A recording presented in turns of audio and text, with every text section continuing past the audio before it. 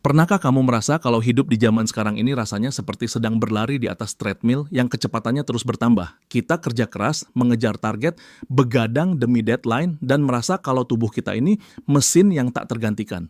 Tapi, apa jadinya kalau mesin itu diam-diam sedang rusak dari dalam, tanpa ada asap, tanpa ada bunyi peringatan, sampai tiba-tiba berhenti total? Wah, pembukaan yang cukup gelap ya. Tapi analogi itu sangat tepat. Kita sering merasa baik-baik saja hanya karena kita tidak merasa sakit. Padahal di dalam pembuluh darah kita mungkin sedang terjadi badai yang tenang tapi mematikan. Dan itulah yang akan kita bahas hari ini. Sesuatu yang sering dianggap remeh, sering dianggap penyakit orang tua. Padahal sekarang justru menyerang usia produktif dengan sangat agresif. Betul sekali. Kita akan bicara soal hipertensi atau tekanan darah tinggi. Jujur saja, mendengar kata hipertensi itu rasanya klise banget.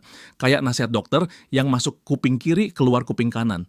Tapi, kenapa sih kita harus peduli sekarang? Maksudku, bukankah itu cuma soal angka di alat tensi? Nah, itu dia jebakannya.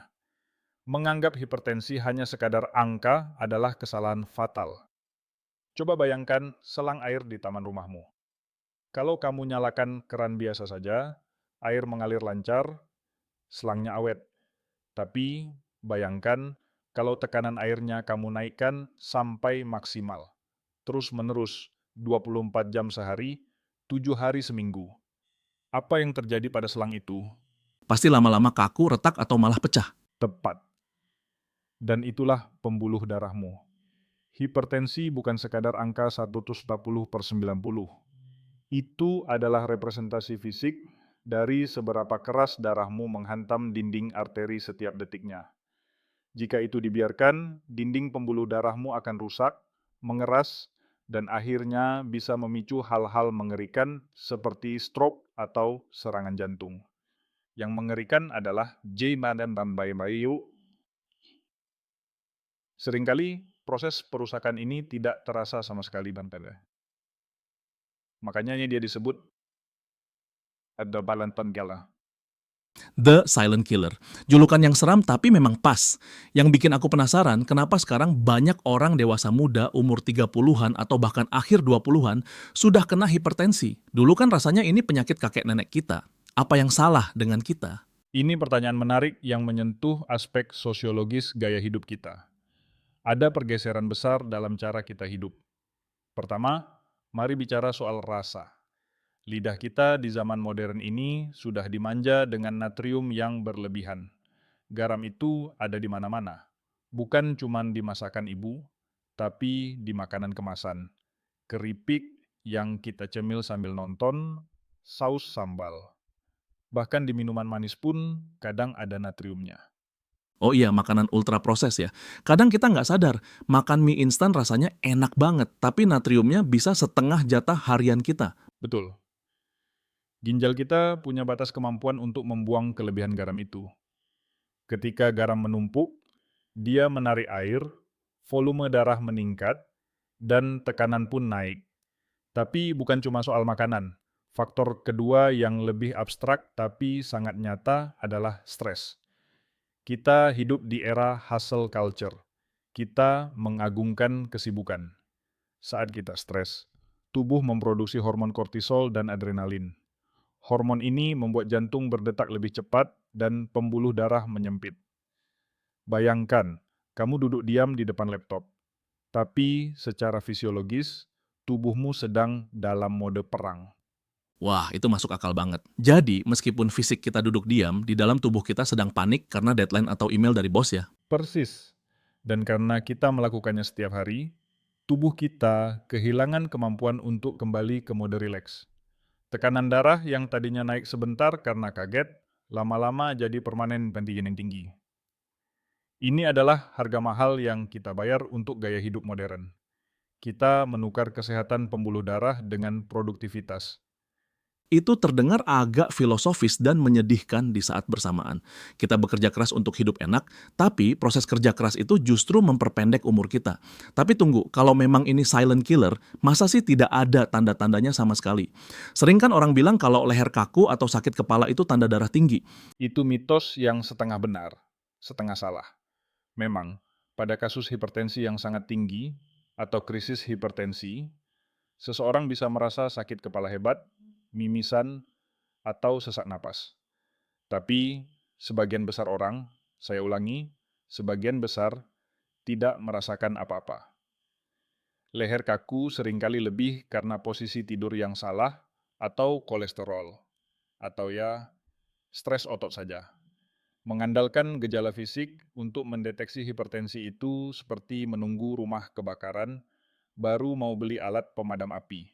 Sudah terlambat. Jadi satu-satunya cara tahu adalah dengan periksa. Ya, sesederhana itu. Mindset tensi itu adalah sahabat terbaikmu. Dan jangan cuma periksa sekali seumur hidup. Tekanan darah itu fluktuatif. Kamu perlu tahu rata-ratanya. Oke, sekarang mari kita bicara solusi. Kalau sudah terlanjur kena, atau kita ada di ambang batas, misalnya tensi sudah 130-an, apa ini vonis mati? Maksudku, apakah kita harus minum obat seumur hidup dan makan makanan hambar selamanya? Karena jujur saja, hidup tanpa garam itu menyedihkan. Hahaha, tenang. Tidak sedramatis itu. Hipertensi itu bisa dikelola dan pada tahap awal sangat bisa dikendalikan dengan perubahan gaya hidup tanpa obat. Kuncinya ada pada kata keseimbangan. Kamu tidak harus makan hambar total, tapi kamu harus sadar porsi. Ada pendekatan diet yang namanya DASH, Dietary Approaches to Stop Hypertension. Fokusnya bukan cuma memangkas garam, tapi memperbanyak kalium, kalsium, dan magnesium. Kalium itu yang ada di pisang, kan? Betul, pisang, alpukat, bayam, kentang. Kalium itu seperti anti garam. Dia membantu ginjal membuang natrium dan membuat dinding pembuluh darah lebih rileks.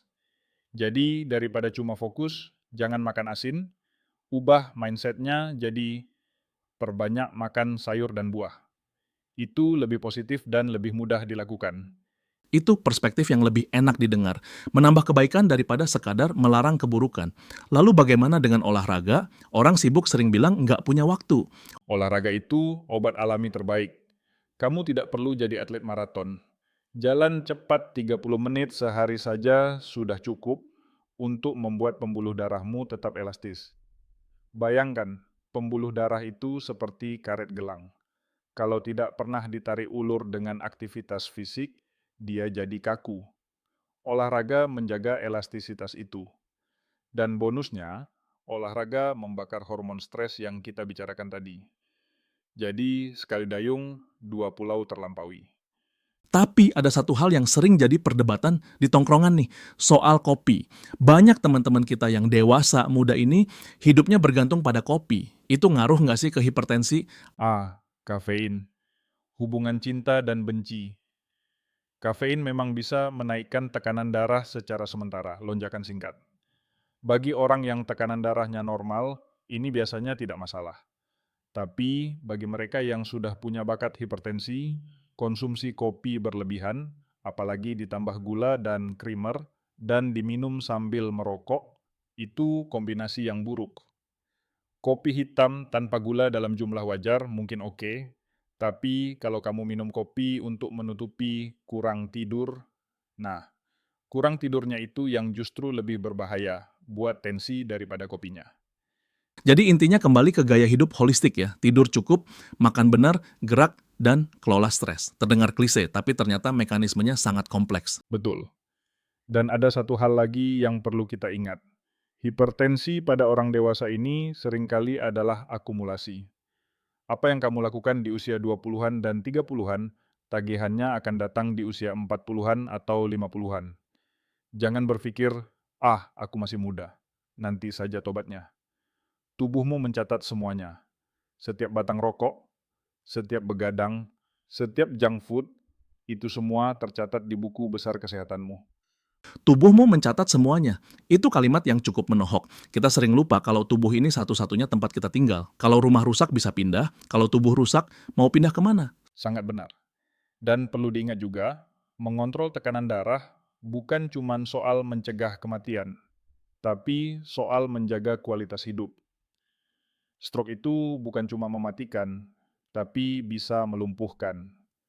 Bayangkan di usia produktif, tiba-tiba kehilangan kemampuan bicara atau bergerak. Dampaknya bukan cuma ke fisik, tapi ke ekonomi keluarga, ke mental, ke sosial. Jadi, mengendalikan hipertensi adalah bentuk investasi terbesar untuk masa depanmu dan keluargamu. Setuju banget. Jadi buat pendengar kita yang sekarang mungkin lagi mendengarkan ini sambil duduk di kantor atau lagi macet-macetan di jalan, apa langkah pertama yang paling mudah yang bisa mereka lakukan hari ini? Langkah pertama, bernapas serius. Coba teknik pernapasan dalam saat kamu merasa stres. Itu menurunkan tensi seketika. Langkah kedua, nanti saat makan siang atau makan malam, coba kurangi kuah santan atau saus yang asin dan tambah porsi sayurnya. Dan langkah ketiga, jadwalkan akhir pekan ini untuk cek tensi. Jangan takut sama angkanya. Ketahuilah angkanya supaya kamu bisa menguasainya. Simple tapi powerful. Jangan takut sama angka karena ketidaktahuan justru yang membahayakan. Betul. Hipertensi itu musuh yang bisa diajak berdamai kalau kita tahu caranya. Dia hanya akan jadi pembunuh kalau kita mengabaikannya. Jadilah bos bagi tubuhmu sendiri, jangan biarkan tekanan darah yang mengontrol hidupmu. Luar biasa. Obrolan kita hari ini benar-benar membuka mata. Dari soal selang air, bom waktu, sampai investasi masa depan. Ternyata bicara soal darah tinggi itu bicara soal bagaimana kita menghargai hidup. Benar sekali. Pada akhirnya, kesehatan adalah tentang kesadaran. Sadar apa yang kita makan, sadar apa yang kita rasakan, dan sadar bahwa kita manusia, bukan robot. Terima kasih banyak atas wawasan yang sangat dalam ini. Rasanya saya jadi ingin langsung makan pisang dan jalan kaki pulang nanti. Hahaha, ide bagus. Mulai dari langkah kecil. Baiklah teman-teman pendengar, kita sudah sampai di penghujung episode. Ingat, hipertensi mungkin tidak bersuara, tapi dampaknya bisa mengguncang duniamu. Jangan tunggu sampai ada gejala. Cintai jantungmu, sayangi pembuluh darahmu, dan kurangi tekanan dalam hidupmu, baik itu tekanan pekerjaan maupun tekanan darah. Sampai jumpa di episode berikutnya. Tetap sehat dan tetap sadar. Sampai jumpa.